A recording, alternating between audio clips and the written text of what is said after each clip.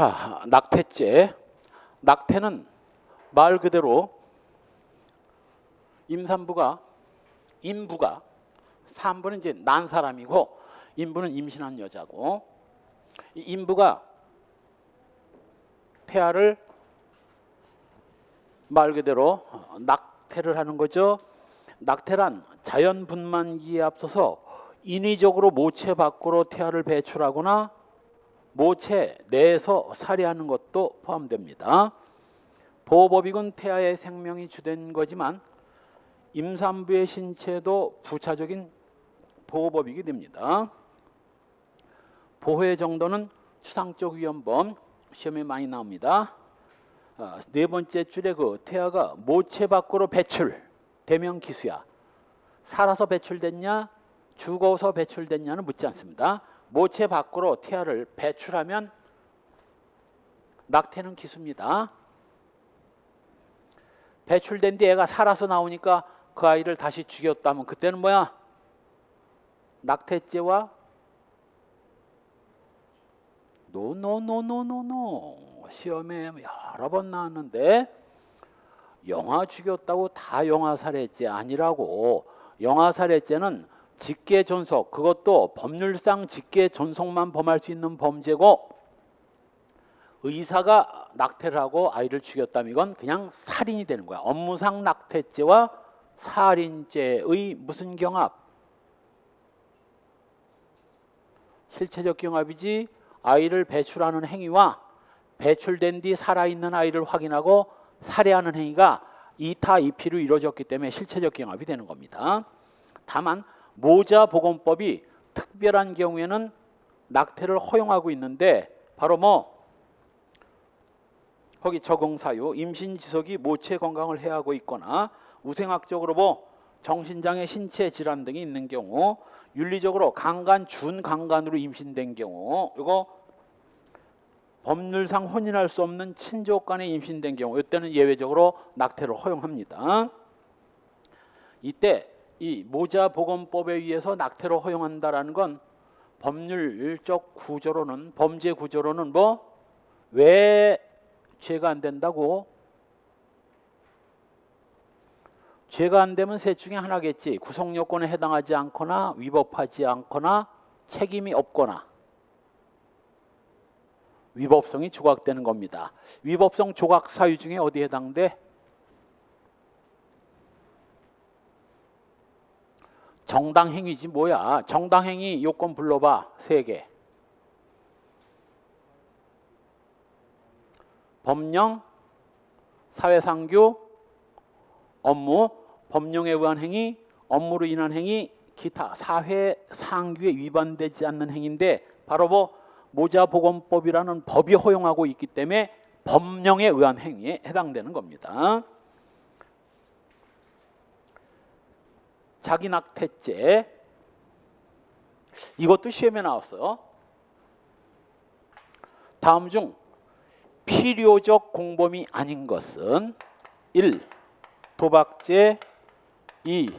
내란죄, 3. 낙태죄. 옛날 이제 4. 간통이었는데 지금은 조금 바꿔가지고 이거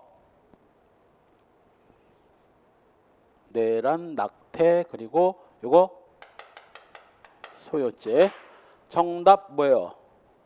필요적 공범. 처음부터 혼자서는 저지를 수 없는 2명 이상이 저질러야만 가능한 범죄가 아닌 걸 골라라 하는 거야. 낙태입니다. 얼핏 보면 낙태는 낙태해주는 사람과 낙태를 받는 사람 두 사람이 있어야 될 것 같지만, 낙태죄 안에도 필요적 공범이 있고 아닌 경우도 있어요. 바로 이 자기 낙태죄는 이건 임의적 공범입니다. 혼자서도 낙태할 수 있어. 혼자서도. 그래서 부녀가 약물 기타 방법으로 낙태함으로써 성립하는 범죄고, 임부만이 범할 수 있는 진정신분범이에요. 남자는 애당초 범할 수도 없고, 여자라 하더라도 임신을 안 한 여자는 낙태죄라는 걸 범할 수가 없어요. 객체는 태아고, 행위는 약물 기타 방법으로 낙태를 하는 것이고요. 낙태란 인위적으로 배출하거나 모체 내에서 살해합니다. 수단 방법은 제한이 없어요. 기수식이 모체 밖으로 배출되면 기수이기 때문에 배출된 뒤 살아있는 아이를 살해하면 그때는 낙태죄와 살인죄 경합범이 됩니다. 바로 아래 판례가 그래. 이건 의사가 낙태를 해주고 애가 태어나니까 뭐 맨 아래 줄 그 미숙아에게 염화칼륨을 주입해서 사망에 이르게 했다면 이건 뭐 업무상 촉탁 낙태죄와 살인죄의 실체적 경합입니다. 이제 보통은 다음 페이지 세 번째 줄 끝부분 미숙아를 살해하려는 범의가 인정된다. 즉 살인죄가 인정된다는 거죠. 요즘엔 저 여자 학교에서 그런 걸 많이 가르치는데 옛날에 잘 몰랐어. 그래가지고 남친하고 불장난하다 임신됐는데 한참 동안 임신된 것도 모르다가 배가 불러오고 이상하니까 아, 이게 아니야. 5개월, 6개월이 지난 뒤에야 임신된 걸 알고 어떻게 해야 되는데 이미 낙태는 안 돼. 낙태도 5개월 이전에 가야 되는 거지. 5개월 지나면 애가 너무 커서 낙태하다가 산모가 죽어. 방법은 이제 5개월 지난 뒤에 낙태하는 방법은 하나밖에 없습니다. 뭐 유도분만, 촉진제 놓고 유도분만 해서 그냥 애를 강제로 뽑아내는 방법밖에 없다고. 그 뽑아냈으니 애가 살지, 살아서 나오지. 미숙하지만 그걸 또 염화칼륨을 주입해서 살해한 사건입니다. 업무상 촉탁 낙태죄와 살인죄 실체적 경합이에요. 고2 낙태에 대한 인식 의사가 있어야 되고 줄구세요. 과실 낙태는 죄가 안 돼요. 아니 낙태할 생각이 전혀 없는데 임신한 여자가 뭐 어떻게 하다가 과격하게 운동을 하다가 뭐 낙태가 됐다고 합시다. 과실 낙태지 뭐야? 아니 애를 잃은 것도 슬퍼 죽겠는데 끌어다 처벌합니까? 과실 낙태라는 범죄는 아예 없어요. 그 다음 공범관계 인부가 타인에게 의뢰하거나 타인과 공동으로 했을 때는 인부는 자기 낙태죄, 임신한 여자는 자기 낙태죄가 되는 거고 이 A를 도와준 인간은 이건 그냥 뭐 의사가 아니라면 동의 낙태죄고 동의 낙태고 갑이 의사였다면 뭐 업무상 동의 낙태죄. 이건 업무상 동의 낙태죄가 되는 겁니다.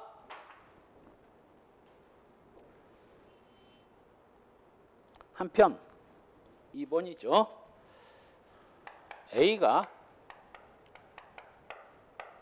여친과 사귀다가 여친이 임신을 하니까 이 인간이 이제 아이를 낙태하라는 거야. 우리가 지금 애 낳으면 어떡하냐? 어? 고등학생이 그러니까 또 윗비녀가 뭐 낳아서 키우겠다는 거지. 소중한 아이를. 이때 여자들은 내가 여자 심리를 100% 알 수는 없지만 아마 90%는 뭐 A가 어떻게 해주길 바라야겠어요.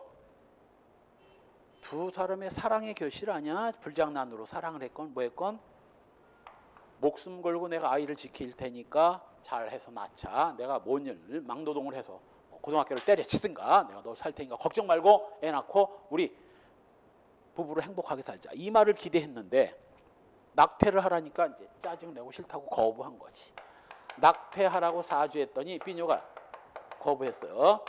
그랬더니 인간이 이번엔 더 막말을 해. 뭐라고? 애를 낳던 말던 네 맘대로지만 애가 태어난다면 넌 나하고 끝이다. 애가 태어난 순간 나하고 끝이다. 그러니까 비녀가 고민 끝에 얘가 가보라는 갑병원이 아니라 자기가 알아본 뭐 을병원 을의사한테 낙태를 합니다. 자, 비녀 무슨 죄야? 비녀는 자기 낙태죄. 의사는 업무상 동의 낙태죄.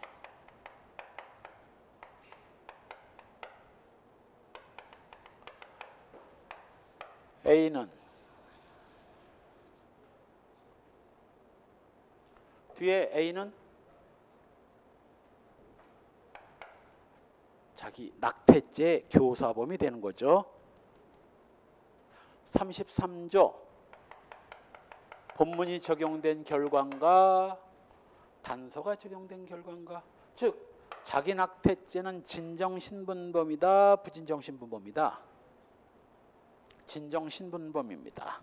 따라서 신분 없는 놈도 신분범의 공범 성립돼서 그 신분범으로 처벌되는 거야.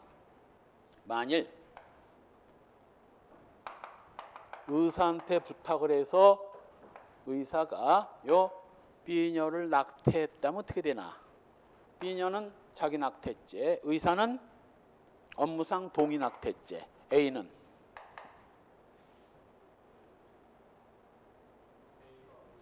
의사한테 부탁해서 낙태를 했다고.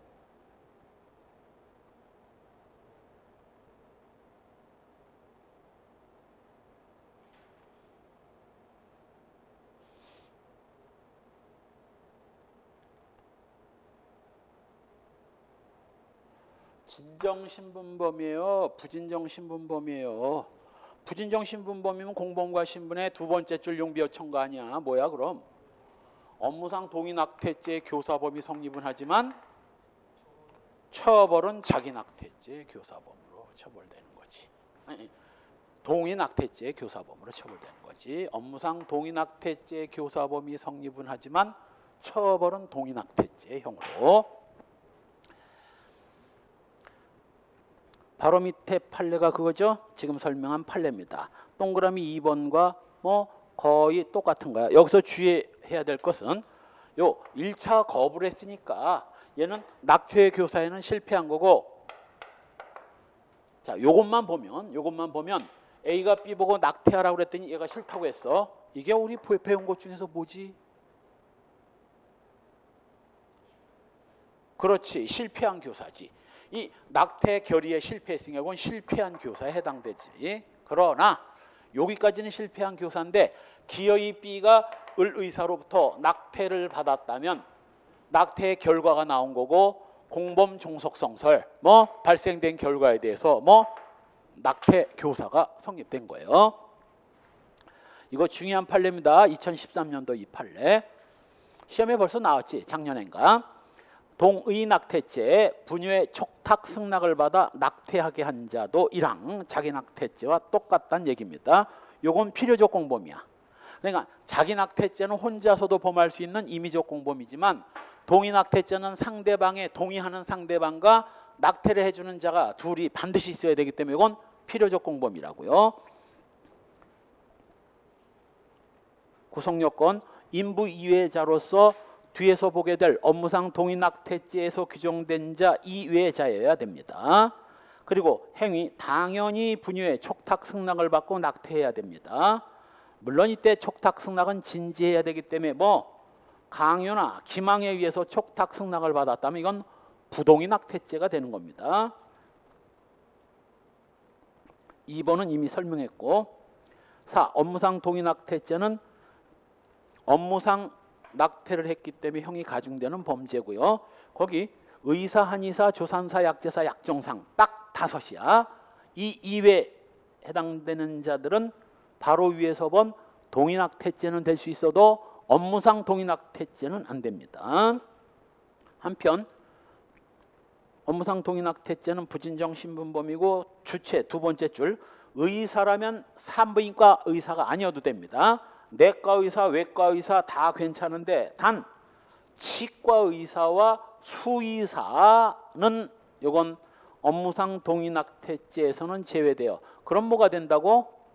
그냥 동의 낙태죄만 될 뿐입니다. 한편 위법성, 임신을 했는데 임신 지속이 모체 생명의 위험을 초래할 뿐만 아니라 뭐까지 기형아 출산 가능성도 있다면 기형아 출산은 우리 저 앞에서 봤던 뭐 모자보건법에 의해서 낙태가 허용되는 경우고, 모체 생명이 위험한 건 모체에 대한 긴급 피난이 되죠. 긴급 피난 또는 정당행위, 법령에 의한 정당행위로 위법성이 조각됩니다. 부동의 낙태죄는 아예 동의도 없이 낙태를 하는 거고, 동의 없이 낙태를 했기 때문에 뭐 행위 반가치가 높습니다. 즉 행위 불법이 무겁기 때문에 형이 가중되는 거죠. 주체는 제한이 없고 의사라도 동의 없이 낙태하면 업무상 동의 낙태죄가 아니라 이 부동의 낙태죄가 되는 겁니다. 5번 죄수로 가서 낙태 중 상해 결과가 발생했다면 낙태치상죄가 성립되지만 아까 자궁청공 같은 경우 낙태치상이지만 낙태에 당연히 수반되는 신체상해 21일간 요양을 하는 거 이거는 별도의 낙태죄 외 상해죄는 따로 성립하지 않습니다. 낙태치사상죄, 낙태를 하다가 사람이 다치거나 죽은 경우고 다음 페이지에 유기와 학대의 죄, 일정한 사유로 부조, 도움을 요하는 사람을 보호해야 할 의무가 있는 자가 그 보호 의무를 유기, 방치함으로써 성립하는 범죄입니다. 학대죄는 사람을 학대하는 범죄고 보호법익은 당연히 생명과 신체의 안전이죠. 예를 들면 연약하고 치매 노인을 길거리에 갖다 버리면 뭐 이 추위에 얼어 죽거나 어디 뭐 쓰러져서 죽거나 죽을 위험이 있잖아. 생명의 위험.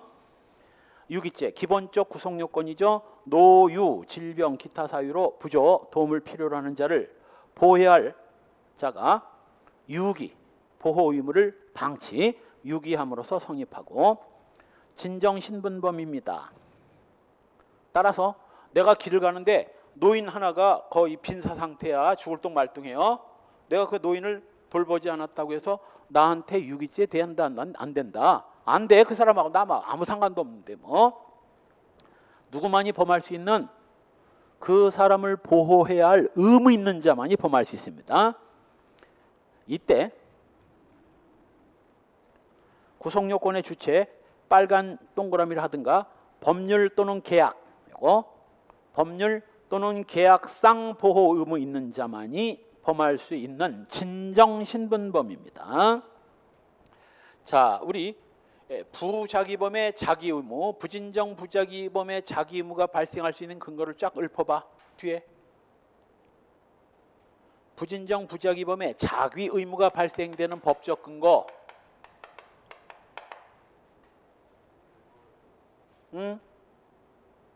법률 또는 계약.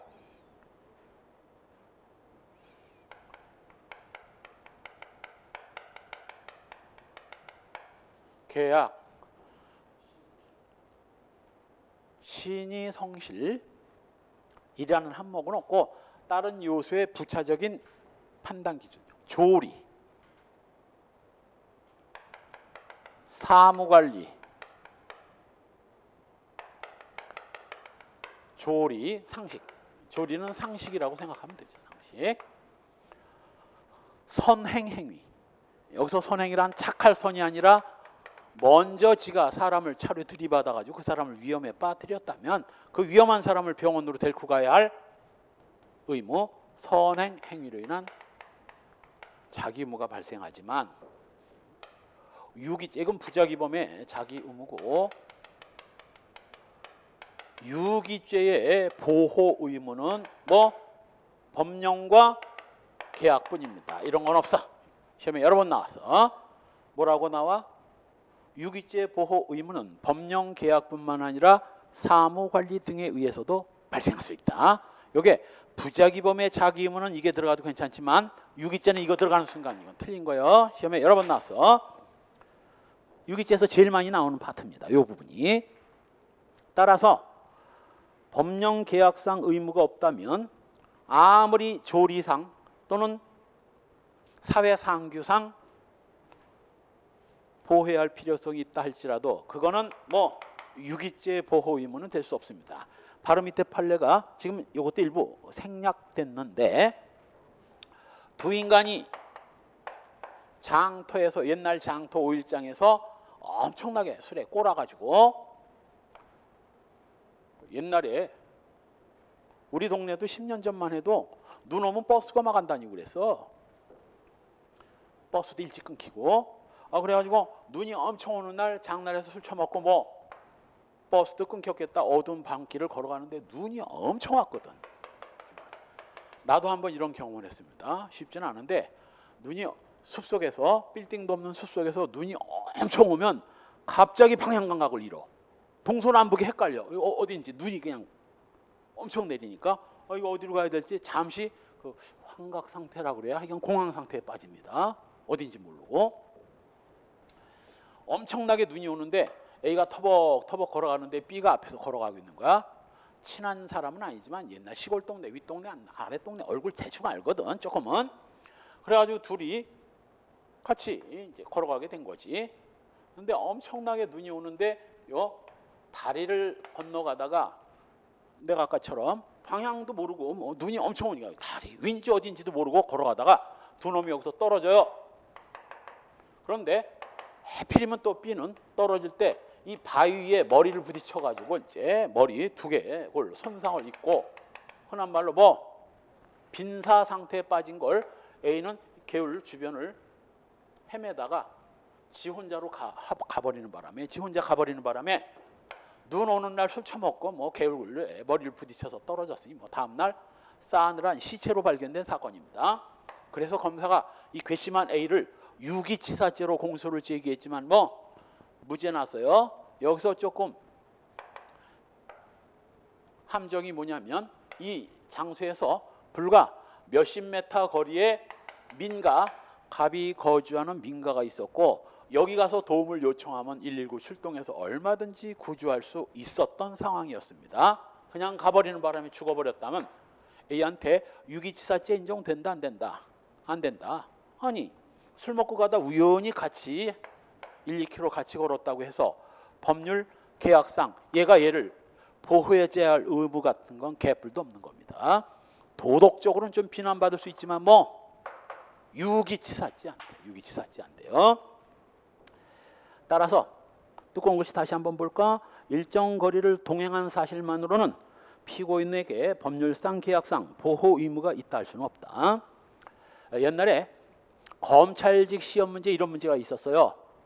갑은 어느 날 집에 가던 중 자기 대문 앞에 노인 하나가 빈사 상태로 쓰러져 있는 걸 발견하고 자기 집 앞에서 뭐 시체를 치울 것 같아서 그 노인을 옆집 대문으로 밀어놓은 다음 들어갔던 바 그 노인은 다음날 죽은 상태로 발견됐다. 갑의 죄책은 1. 무죄, 2. 유기죄, 3. 유기치사죄, 3, 4. 과실치사죄. 답 뭐야? 무죄. 뭔 상관 있어? 피해자하고 가해자하고 아무 상관도 없다면 법적으로 계약적으로 아무런 의무 없고 무죄입니다. 한편 다음 페이지에 강간치상을 저지른 자가 그 범행으로 인해서 실신 상태에 있는 피해자를 놔두고 그냥 도망가 버린 거 강간치상죄 외에 별도로 뭐 유기죄 안 됩니다. 뭐 법적으로 보호해야 할 의무도 없고 강간이 계약입니까? 그런 것도 없었지. 법률상 계약상 보호 의무는 없고 이미 강간치상 안에 이미 실신 상태가 다 포함됐기 때문에 강간치상죄 외에 유기죄는 따로 성립하지 않습니다. 시험에 나온 거야 이것도. 그 다음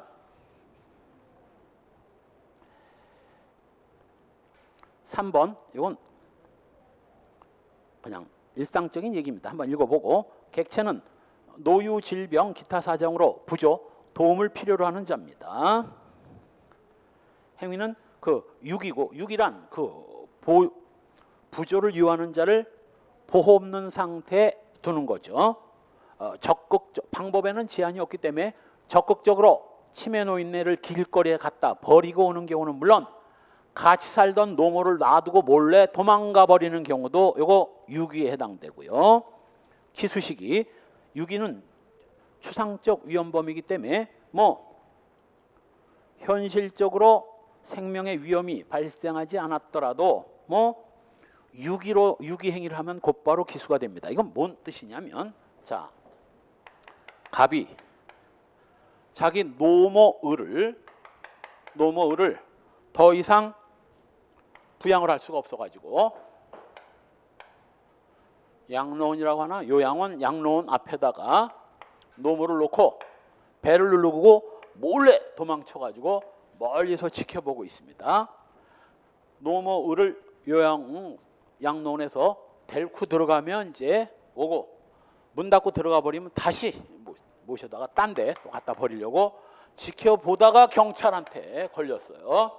갑 전속 유기죄 미수이다 기수이다 무죄이다 기수야.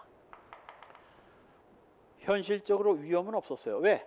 안델크 들어가면 또 모시다가 딴 데 안전한 곳을 다른 데로 가려고 하고 있었으니까 현실적으로 위험은 없었지만 갖다 놓고 오는 순간 이미 유기죄는 기수인 겁니다. 이것도 은근 좀 시험에 나오는 부분입니다. 고의, 당연히 고의 있어야 되고 과실유기는 유기가 안 되지. 제주도에 놀러 갔다가 구경했는데 갑자기 노인네가 안 보이는 거야, 엄마가. 자, 과실 존속유기인데 그건 죄가 안 됩니다. 우리 어머니가 하신 말씀이, 우리 어머니 아직 살아계신데, 예, 뭐 제주도에 가면 그 아들, 딸들이, 자식들이 제주도에 놀러 가자고 해놓고 구경하는 틈을 타서 놔두고 도망가서 제주도를 떠도는 노인들이 200명이 넘는다고 하더라. 어서 뉴스를 보셨는지.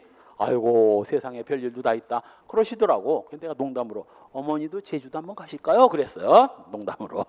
그랬더니 우리 어머니 가자, 가 버리고 와라 가서. 자, 그 인간들은 뭐 제주도로 가자고 꿰어가지고 제주도까지 데리고 가서 놓고 왔으니까 이건 적극적인 자귀에 의한 유기고, 한 번은 저 영월 동네에서 갑자기 이 부부가 노인 하나를 데리고 와서 그것도 월세 보증금도 싸게 해가지고, 보증금도 아주 싸게 500만 원에 뭐 한 30만 원 이렇게, 보통 한 2천만 원에 시골 같은 데서는 한 10만 원 이 정도면 되는데 월세 500에 월 30. 그래서 어우 저 인간들이 이런 데서 살 수 있나? 한두 달을 지켜봤더니 아니나 다를까 어느 날 이 자식들이 안 보이더란 얘기야. 노인만 있고. 동네에 노인네들이 열받아. 그놈 시키고 일부러 엄마 갖다 버리려고 이쪽으로 이사 오는 척하고 튄 놈이야. 그럼 이름 대요. 전화번호 대요. 이 할머니가 갑자기 막 치매 연기를 하고 그래가지고 주변 노인네들이 다 알았다는 거야. 아이고 저거 치매도 아닌데 자식한테 해가 갈까. 자식 전화번호 알려주면 이게 존속유기죄로 깜빵 가니까 자식한테 해가 갈까봐 자식 번호도 안 가르쳐주고 치매 흉내 낸다고 주변에서 다 혀를 찼다는 거야. 이거 뭐 갖다 놓고 오면 자기지만 거기서 살 것처럼 몇 달을 살다가 몰래 도망갔다면 이건 뭐 부작위에 의한 유기가 됩니다. 부작위에 의한 유기. 한편 고의 요 부조자에 대한 요 부조자를 유기한다는 사실의 인식은 있어야 됩니다. 만일 유기가 아니라 살해나 상해 고의로 유기를 했다면 이건 유기죄가 아니라 살인죄나 상해죄가 성립되는 거예요. 따라서 그 치매이고 거의 뭐 제대로 활동도 못하는 노인네를 산속에 갖다 버리고 왔다면 이건 존속유기가 아니라 존속살해야. 죽었으면 존속살해죄고, 다행히 나무꾼이 누가 구해줬다면 이건 뭐 존속살해 미수가 되는 겁니다.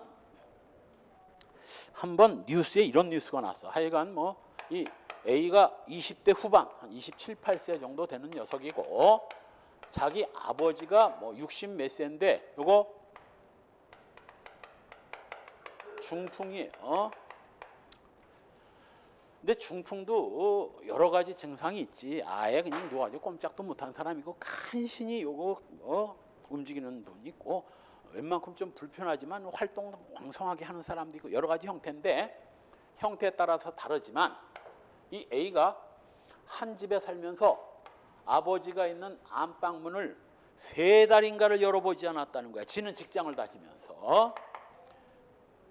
이 문을 따본 것도 주변 사람들이 당신 집에서 이상한 냄새가 난다, 따보자 그래서 경찰을 대동하고 와서 문을 따봤더니 이미 죽은 지 한참 돼서 시체 썩는 냄새가 온 마을을 진동했던 겁니다. 인간 무슨 죄야? 적어도 뭐 이 정도면 자식이 밥을 챙겨주지 않으면 혼자서는 거의 밥을 차려 먹을 수 없는 상황에 있는 사람이니까 죽었겠지. 그렇지 않으면 지가 알아서라도 챙겨 먹었을 텐데, 이건 보통은 뭐야? 무슨 죄야? 부작위에 의한 아버지를 죽였으니 존속살해. 부작위에 의한 존속살해죄고, 간신히 움직일 수 있을 정도였다면 이건 뭐 존속유기치사가 되는 거지. 존속유기치사. 건강하게 한 팔로 돌아다닐 정도라면 이제 과실 존속치사인데 존속치사는 존속사례는 과실범위 없습니다. 그때는 무죄가 되는 거고 이걸로 그때 존속 유기치사로 일단 입건을 해가지고 조사한다는 뉴스를 본 적이 있습니다. 대단한 인간이요. 마지막 판례가 뭐냐면 이렇게 법령과 계약 이외에는 유기죄 보호 의무는 발생할 수 없는데 바로 밑에 판례는 파출소에 근무하는 경찰관이 예비군 몇 명에서 술에 만취된 사람을 끌고 와서 파출소 장의자, 옛날엔 또 나무로 돼 있었지, 장의자에 피해자를 눕혀놨는데 세 번째 줄 숨이 가쁘게 쿨쿨 내뿜고 자신의 수족과 의사도 차지할 수 없다면 이건 뭐야? 이건 술 먹고 취한 게 아닙니다. 콜콜 소리를 내면서 수족을 제어하지 못하면 이건 뭐 뇌출혈이 있다는 얘기야. 뇌출혈. 그런데도 네 번째 줄 경찰관이 3시간 동안을 그 장의자에서 콜콜거리는 환자를 방치했다면 이건 이건 유기죄 인정되고 이 경찰관의 보호 의무는 어디서 나온 거예요? 법령이지. 경찰관 직무집행법상 위험에 빠진 사람을 보호해야 할 의무가 있는 겁니다. 경찰관 직무집행법이라는 법령에 의한 보호 의무 있어요.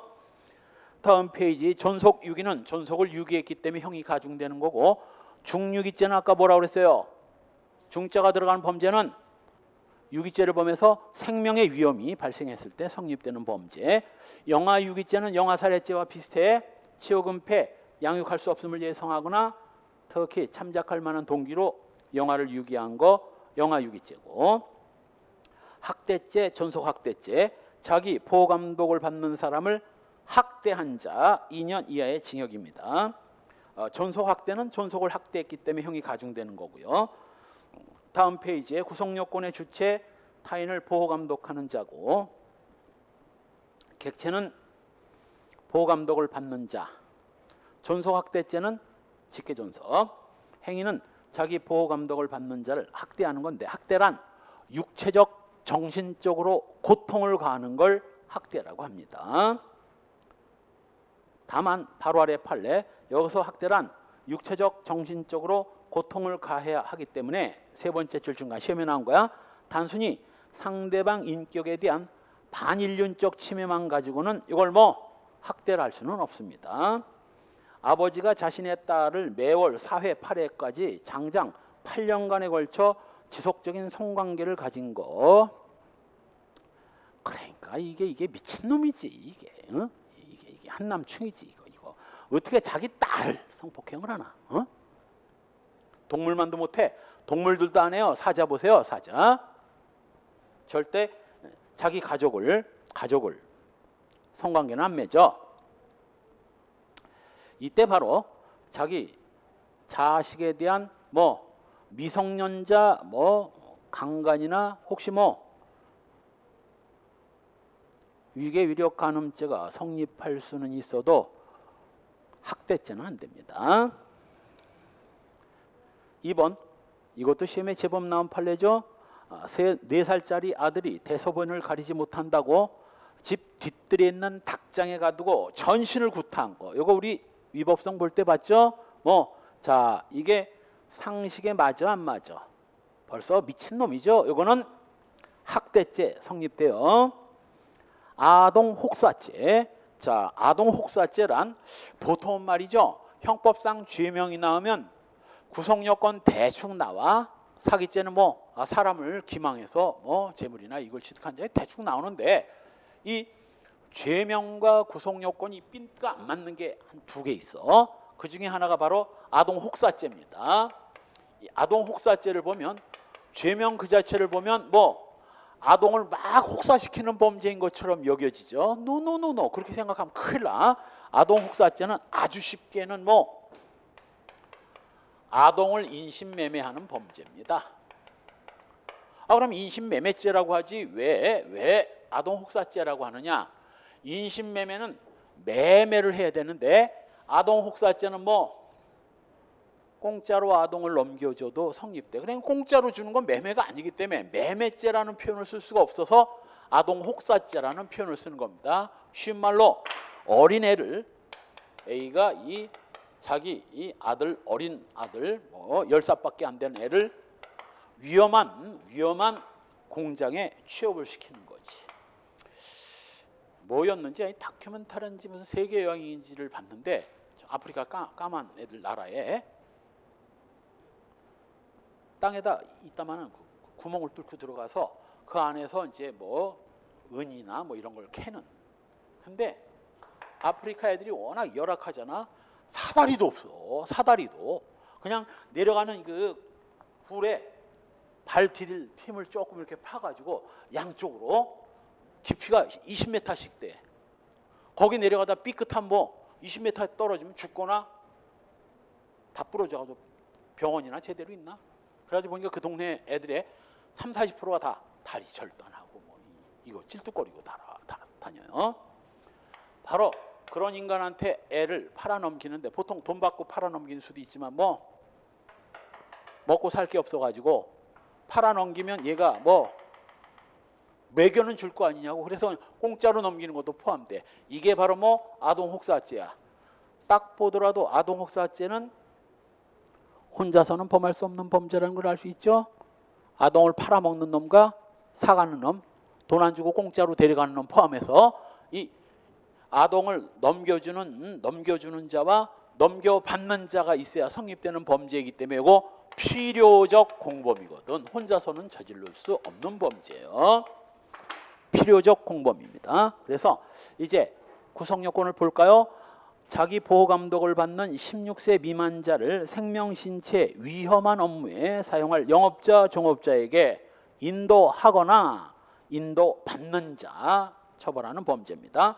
필요적 공범으로서 대항범이고, 원래 이 아동에 대한 범죄는 아동복지법이 있지만 뭐 그걸로는 부족합니다. 그래서 이 16살짜리 미만자를 이런 위험한 업무에 종사하도록 팔아먹는 걸 처벌하는 규정이고, 16세입니다. 16세.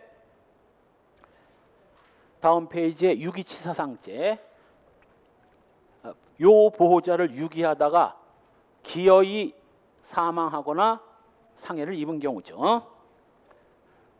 상해에 이르게 한 때는 유기치상은 7년 이하의 징역, 사망, 유기치사는 3년 이상의 유기징역이고, 자기나 배우자의 직계존속을 유기하다 사망에 이르게 했다면 존속 유기치사상죄가 되겠죠. 바로 아래 판례.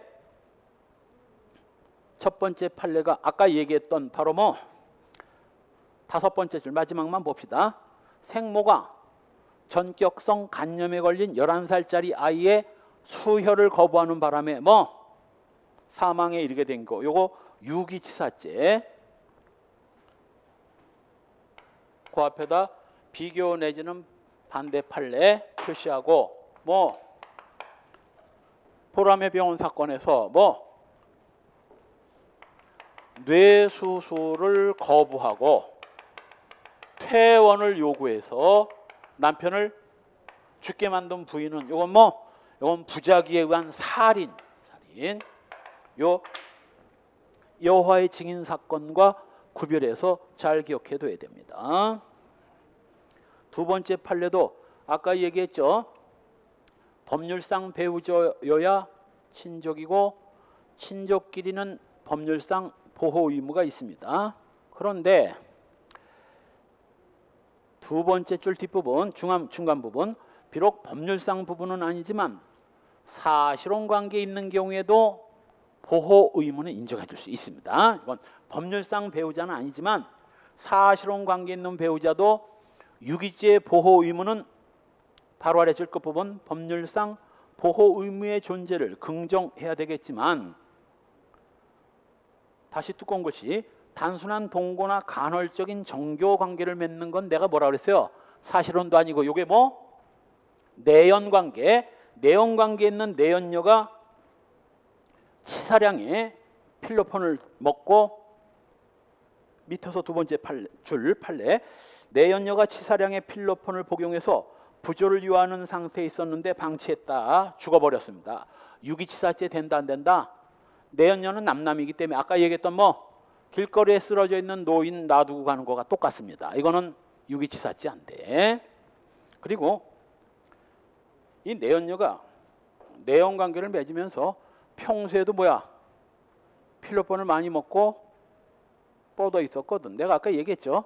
뽕은, 마약은 조금 먹으면 기분 좋지만 조금 많이 먹으면 뿅 가고 너무 많이 먹으면 죽어. 그러니까 평상시에도 이 여자가 뽕을 처먹고 뭐 빈사 상태에 빠졌다가 한참 있다 일어나서 또 밥도 하고 빨래도 하고 그랬거든, 여러 번을. 그러니까 오늘 또 뻗어 있으니까 아이고 또 많이 처먹었구만 저 인간. 그리고 그냥 내버려 뒀는데 뭐 그냥 죽어버린 거지. 유기치사죄 안 됩니다. 내연 관계가 핵심이에요. 한편 3번도 최근에는 안 팔려고 제법 중요한 판례입니다. 자, 술집을 경영하는 자가 술집에 온 손님이 과다 음주를 해가지고 생명의 위험을 느끼면 뭐 이건 보호해 줘야 돼. 어디서 보호 의무가 나온 건가? 계약이야. 술 파는 사람과 사는 사람 간에 이건 계약상 보호 의무가 있기 때문에. 그럼에도 불구하고 세상에 이런 인간이 있습니까? 수일 동안 밥은 한 끼도 안 먹고 술만 처먹었어요. 그러니까 며칠 내내 술만 처먹고 그 술집 안에서 뻗어 있다가 또 일어나서 처먹고. 그러니까 이 술집 주인도 그냥 내버려 둔 거지. 술집 주점 내에 그 피해자를 그대로 방치하고 퇴근했다가 다음날 왔더니 뭐 셋째 날 3번 그랬더니 저체온증으로 죽어버린 겁니다. 요거 유기치사죄 인정돼. 요거 유기치사죄 인정돼요. 술도 많이 먹으면 죽어. 충청북도에서 신입생 환영회 때 신입생한테 술 과다하게 먹여가지고, 술도 잘 못 먹는 애를 먹여가지고 죽은 사건이 발생했어요. 술 많이 먹으면 죽어요. 마약 많이 먹으면 죽듯이. 저체온증으로 사망에 이르게 했다면 요건 유기치사죄 인정됩니다.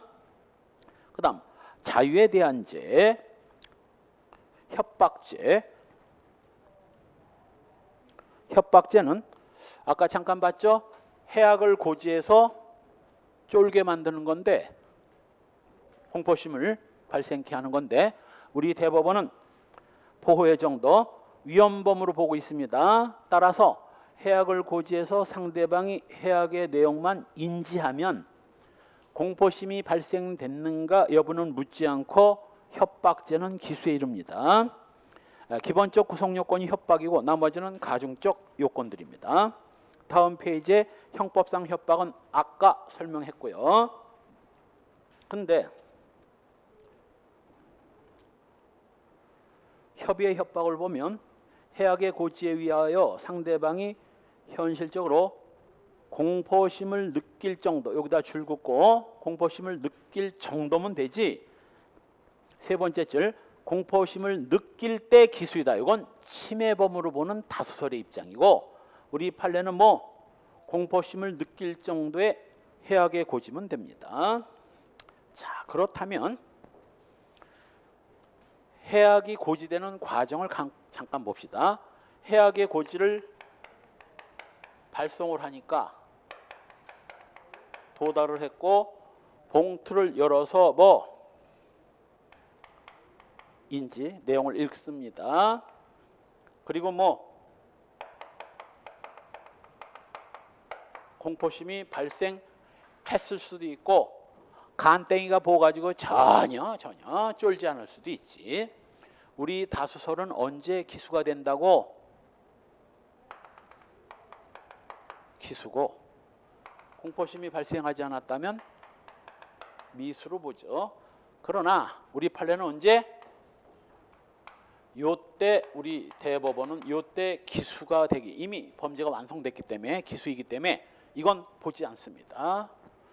지금 그래서 협박죄가 미수가 될 수 있는 건 이게 이제 실행의 착수고, 발송했는데 도달하지 않았다든가, 도달은 했는데 미처 열어보지 못했다든가, 열어봤는데도 또 뭐야, 글이 무슨 내용인지 몰라. 무슨 내용, 얘가 뭘 얘기하고 싶은 거야. 내용이 뭔지를 인지하지 못했다면 요때 미수가 되는 거고, 인지를 했다면 그때는 기수입니다. 이래놓고 내가 나사렛 중간고사에 내가 이거 시험에 문제 낸다 라고 예고를 하고 20개 객관식으로 보거든, 주관식으로 안 보고 문제를 냈더니 70%거든요. 70%가 엄청 중요하다고 하고 시험까지 내겠다고 예고까지도 했는데 70% 틀려. 70%. 요렇게는 안 냈지. 이제 뭐 인지를 했으나 전혀 공포심이 발생하지 않았다면 미수이다. 틀린 걸 골라라. 뭐가 정답이야? 이게 정답이거든. 이게 인지했으나 공포심이 발생하지 않았다면 미수야. 이건 다수설이고 판례는 기수이기 때문에 틀린 거거든. 이걸 찾으라는 문제에서 다른 걸 전부 찍어가지고 그러니까 이걸 어떻게 하면 좋아? 그렇게 중요하다고 얘기한 걸 예고까지 한 걸 중간고사에 틀렸으니 시험장 가면 더 틀릴 거 아니야? 명심하세요. 인지만 했으면 기수입니다. 인지 후에 무슨 일이 벌어졌는가는 묻지 않아요. 협박죄의 사람을 협박함으로써 성립하는 범죄고 행위의 객체는 적어도 해악의 고지로 공포심을 느낄 정도의 판단 능력은 있어야 됩니다. 따라서 영아 명정자가 누구야? 성이 명시고 이름이 정자인가? 명정자는 요거 이콜 만취자를 명정자라고 합니다. 일본식 한문이야. 만취자. 만취해서 일사불성이 안 되는 것들을 명정자라고 합니다. 수면자 정신병자는 아니 깊은 잠에 빠져 있는 놈한테 귀 속으로 너 같은 새끼는 불질러 죽일 거야. 아무리 얘기해도 들리나? 이거는 협박이 될 수가 없어요. 또 협박죄는 자연인만을 대상으로 하기 때문에 여기서 자연인은 산속에 사는 사람이 아니라 여러분과 나처럼 몸뚱아리가 있는 사람이 자연인입니다. 법인은 협박죄의 객체가 될 수 없고요. 행위는 해악의 고지로 현실적으로 공포심을 느낄 정도의 협박이면 됩니다. 따라서 해악의 고지가 없는 단순한 폭언 또 고지하는 해악의 내용이 경미해서 상대방이 전혀 개의치 않을 정도는 협박 아닙니다. 예를 들면 너 그렇게 자꾸 까불면 꼴밤 한 대 맞는다. 자, 협박된다 안 된다. 꼴밤 한 대 맞는 게 뭐가 무서워? 그런 걸 협박이라 할 수는 없지. 목을 따버린다. 회칼로 배돼지를 쑤신다. 이래야 협박인 거지. 그래서 다음 페이지에 입을 찢어버린다. 2번 목을 자른다. 이건 시험에 나온 거죠. 여기서 목을 자른다는 건 목을 딴다는 뜻이 아니라 경찰한테 샤대기를 맞으니까 열받아가지고 네 옷 벗기겠다는 거야. 내가 경찰의 고위공직자랑 잘 알고 있는데 너 정도는 날려버릴 수 있다. 옷을 벗길 수 있다. 이 말이에요. 이 말. 칼로 목을 딴다는 뜻이 아니라 경찰한테 여론조사를 해봐서 제일 짜증나는 인간이 누구냐. 1위가 그거야. 마치 고위직과 연관이 돼 있어가지고 경찰을 무시하는 인간. 요거 제일 얄밉다는 거야. 그래가지고 어느 경찰이 그때 당시 이제 최신부 장관, 지금으로 말하면 정보통신부 장관인데 장관 중에서 끝발 제일 없는 장관입니다.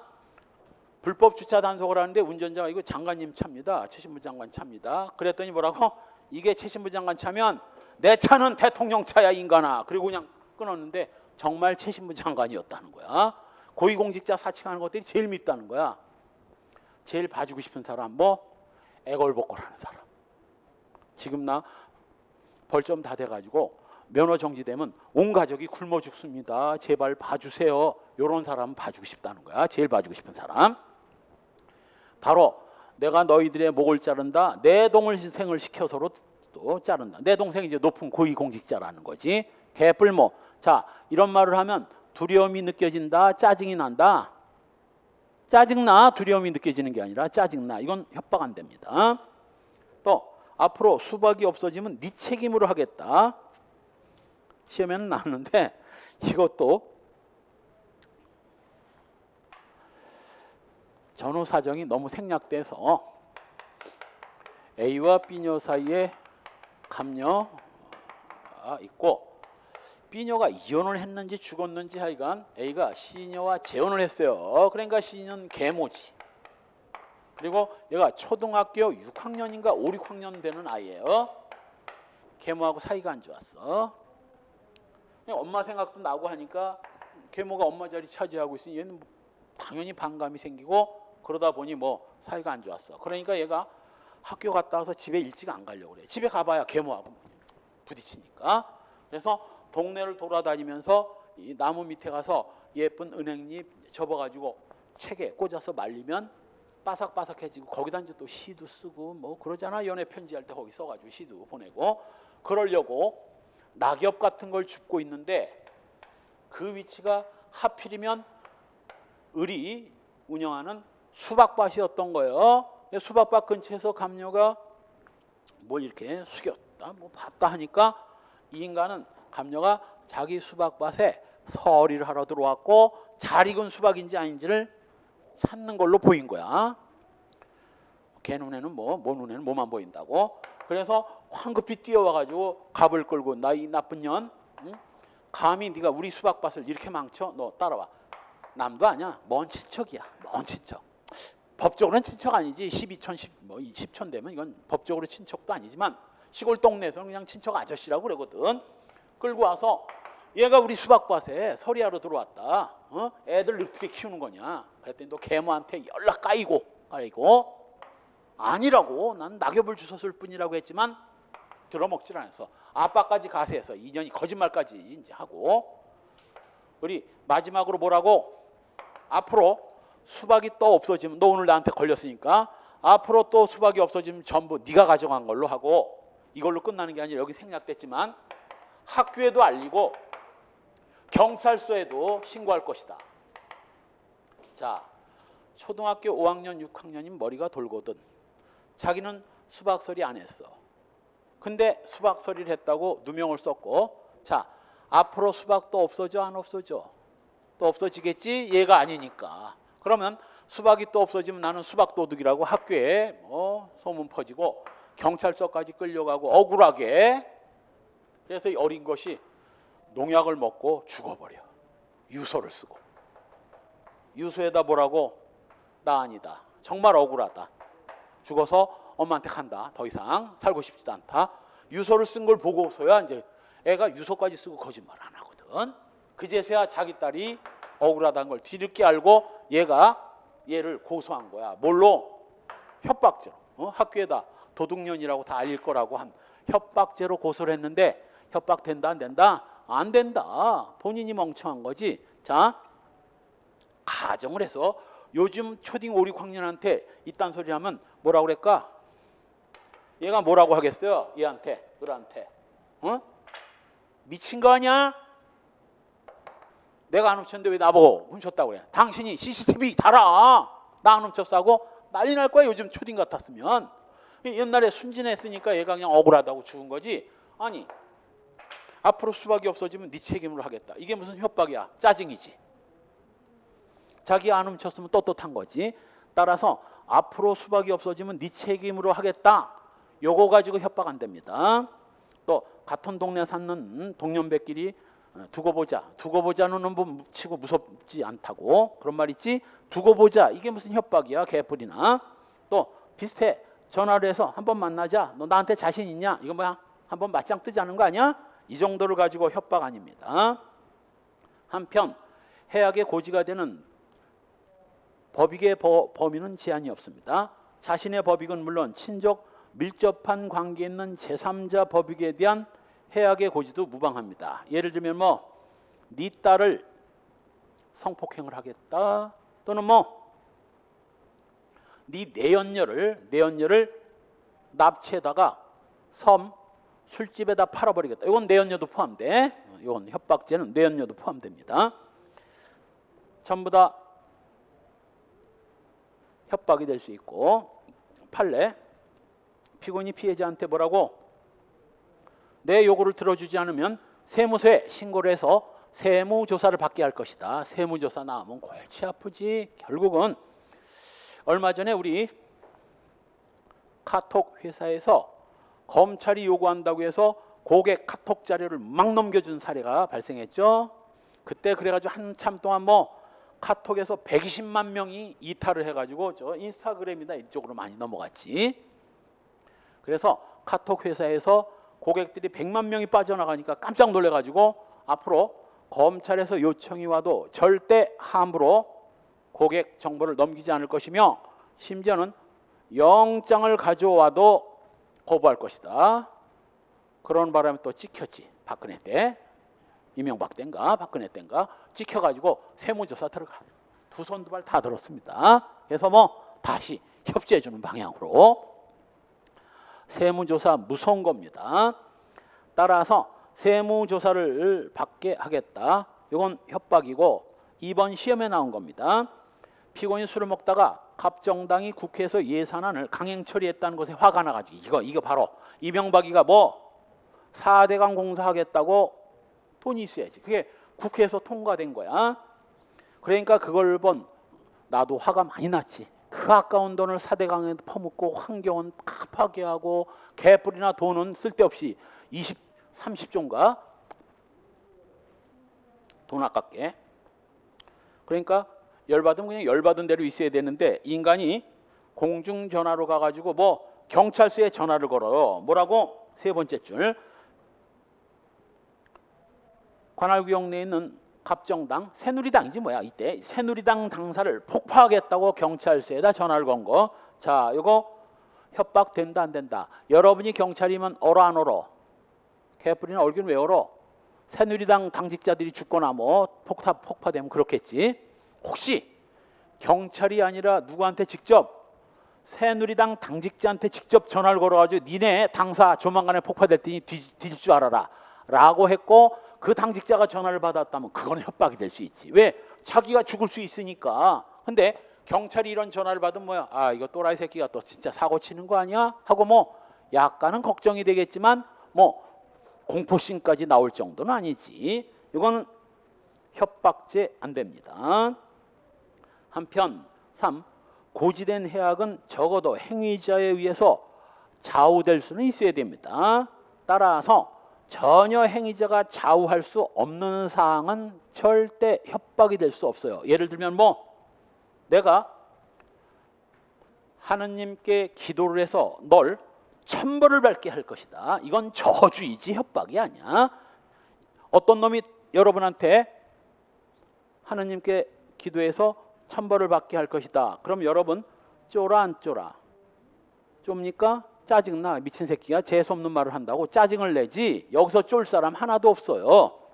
그래서 최소한도 해악의 고지는 행위자가 좌우할 수 있는 것이어야 되기 때문에 바로 아래 판례 세 번째 줄 천재지변이나 길흉화복은 원칙적으로 협박 안 됩니다. 단 천재지변이나 길흉화복도 협박에 포함될 수는 있는데 절대 안 된다는 건 아니고 될 수는 있는데 그러려면 뭐 맨 마지막 줄 그 천재지변 또는 실력이나 기륭화복을 사실상 지배하거나 영향을 미칠 수 있는 거라고 명시적 묵시적으로 믿게 해야 그게 협박이 되는 거지. 단순한 길흉화복을 고지하는 건 협박 안 됩니다. 그 대신 자기가 그걸 좌우할 수 있는 것처럼 했다면 그건 협박이 돼요. 그래서 가끔가다 이 무당이나 이런 사람한테 현혹이 돼가지고 자기 남편 재산 다 갖다 바치고 남편하고 이혼을 하고 이런 여자를 내가 봤어.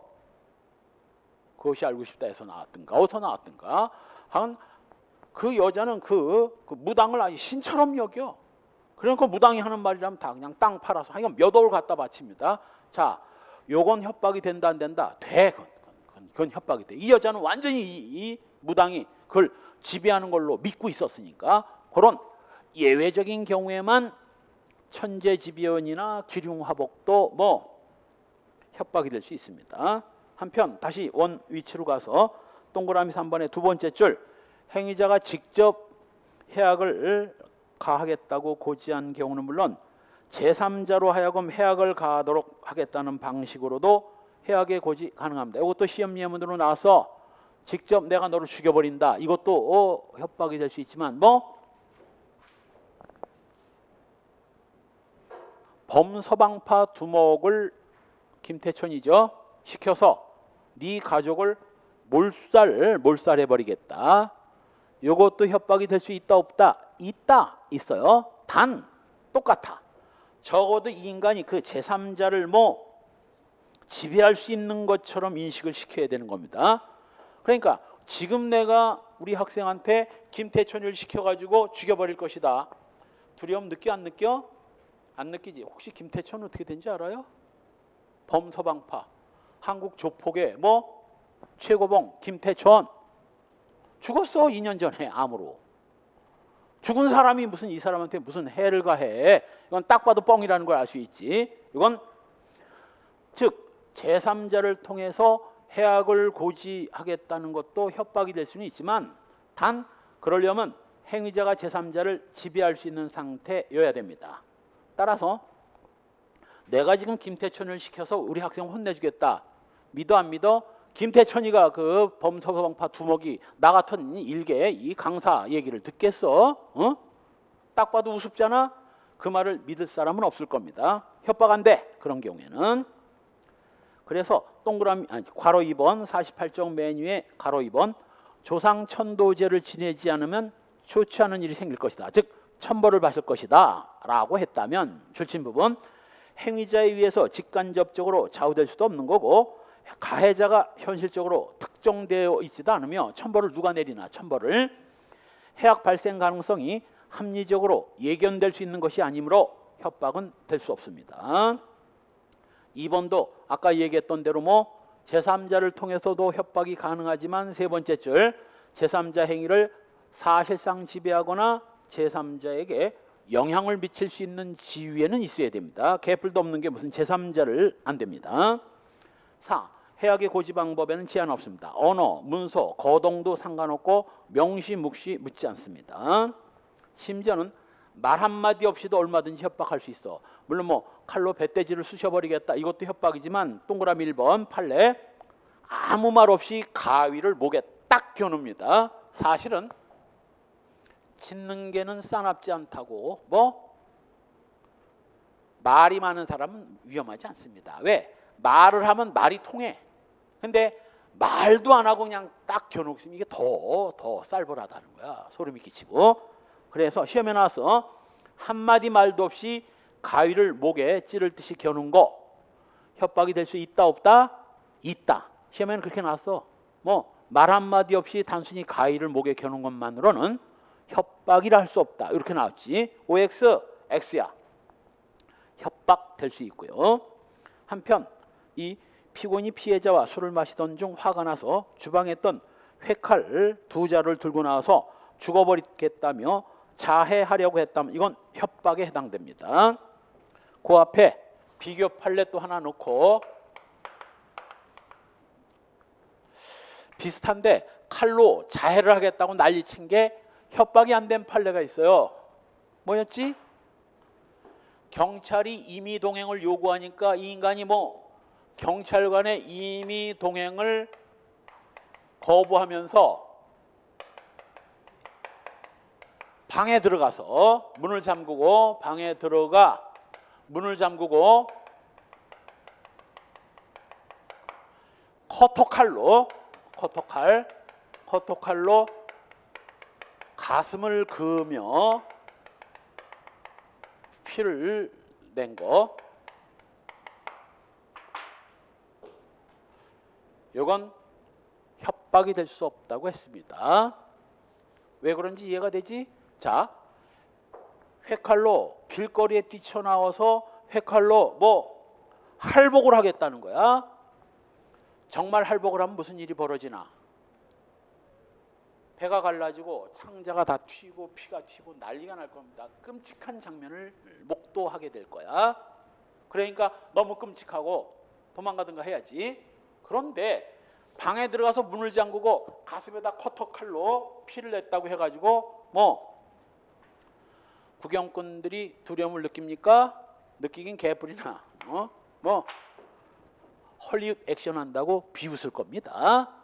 그래서 한마디로 회칼로 배를 가르겠다. 이거는 협박이 되지만 뭐 문거로 잠그고 방 안에서 커터칼로 가슴을 그으면서 피를 낸 거 이거는 협박 안 됩니다. 고지되는 내용은 불법일 필요 없고 정상적인 권리 행사도 무방합니다. 고2 당연히 뭐 해악을 고지한다는 걸 인식해야 되고요. 바로 밑에 판례 이 누나 동생이 가끔가다 판례에 많이 나오는데 이 동생놈이 누나한테 와가지고 두 번째 줄 중간 피해자들에게 뭐 가위 송곳을 휘두르면서 방에 불을 지르겠다, 가족 전부를 죽여버리겠다고 1시간 동안 난리를 친 거야. 자, 가위 송곳이 이미 뭐야? 위험한 물건이고, 위험한 물건으로 협박을 가했으니 이건 특수협박이죠. 여기서는 이제 폭력행위 등 처벌에 관한 법률상 특수협박이라고 했는데 이젠 그건 없어졌으니까 뭐 이건 특수협박이 되는 겁니다. 동생 놈이 완전 망나니죠, 망나니. 위법성, 아무리 정당한 권리 행사를 하더라도 뭐 사회상규를 벗어나면 협박이고, 사회상규를 벗어나지 않을 정도라면 뭐 협박지 안 됩니다. 바로 아래 첫 번째 판례도 시험에 몇 번 나온 거야. 지금 이제 간통죄가 죄가 안 되니까 자기와 자기 남편과 간통을 저지른 감녀를 B녀가 찾아갑니다. 감녀를 만나러 왔다라고 하니까 감녀 가족이 뭐라고 그랬겠어? 누구신데? 그년이 내 남편과 바람을 폈으니 간통죄고, 갑과 단판을 지러 왔다. 그러니까 이제 갑의 가족들이 뭐지? 감녀가 지금 집에 없다. 다음에 와라. 그랬더니 B녀는 뭐라고? 있는데 없다고 이제 뻥치는 줄 알고 얘를 찾아서 해결을 봐야 될 거 아니냐. 그렇지 않으면 간통죄로 고소하겠고, 가정 파탄범으로 요거 처벌받을 것이다. 자, 협박된다 안 된다? 간통이 죄가 되던 시절 이 여자 간통 고소할 수 있어. 고소할 수 있는 사건을 고소하겠다는데 이건 협박 아닙니다. 반대가 있어서 이거는 판례도 있어. 남편이 자기 부인과 간통을 저지른 남자를 찾아가서 뭐라고? 부인과 간통을 했으니 뭐 간통죄로 고소하겠다. 간통죄로 깜빵을 가고 싶지 않으면 뭐 합의금을 내놔라. 그래서 깜빵 가기 싫은 을남이 A한테 뭐 합의금조로 2천만 원을 줬다면, 자, 협박 돼 안 돼? 돼요. 협박뿐만 아니라 협박을 가해서 돈까지 챙기면 무슨 죄야? 공갈죄야. 이거 공갈죄 인정된 겁니다. 왜 다른 거야? 왜 이 여자는 여자라서 무죄고 얘는 남자라서 유죄인가? 그건 아니고, 왜? 얘는 정말 단판을 짓지 않으면 둘을 고소할 생각이 있었던 여자고, 이 인간은 자기 부인과는 이혼할 생각도 없고, 옛날에 간통은 이혼해야 고소가 됐거든. 이혼할 생각도 없고 을남을 고소할 생각도 없는데, 고소할 생각도 없으면서 고소할 것처럼 뻥을 친 겁니다. 이건 공갈 협박돼요. 두 번째 판례도 아무리 친아버지라도 교육 목적이라 하더라도 뭐 야구방망이로 때릴 듯이 죽여버리겠다고 설치는 건 이건 미친 짓입니다. 이건 미친 짓이면 위법성 조가가 안 돼. 이건 그냥 협박죄 성립되고, 역시 시험에 2번인가 3번 나온 거야. 순경 시험에만. 세 번째 판례도 사채업자가 사채를 쓴 여자한테 뭐 빨리 돈을 갚지 않으면 남편한테 사채 쓴 사실은 물론 과거에 결혼해서 자식까지 낳은 여자라는 걸 남편한테 알리겠다. 요거 뭐 협박됩니다. 협박죄 성립돼요. 노동쟁의 행위는 뭐 헌법이 인정한 정당한 노동권이기 때문에 이건 협박죄 안 됩니다. 물론 정당한 노동쟁의가 안 된다면 협박이 될 수도 있겠지. 미수범, 미수를 처벌하는데 이제 나오죠. 해악의 내용이 상대방에게 도달되어 상대방이 공포심을 느낄 때 기수. 이건 종래 다수설. 그런데 세 번째 줄 중간, 다수설은 보지도 마, 헷갈리니까. 대법원은 견해를 변경해서 해악을 고지함으로써 상대방이 의미를 인식하면 기수이다. 따라서 바로 아래 판례 같은 판례예요.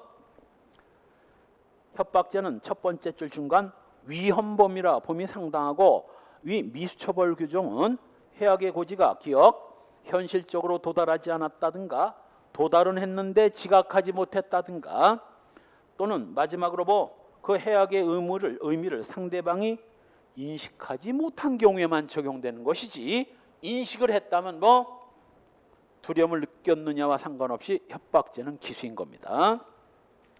소치 조건 반의사불벌죄니까 처벌하지 말아달라고 하면 소치 못하고요.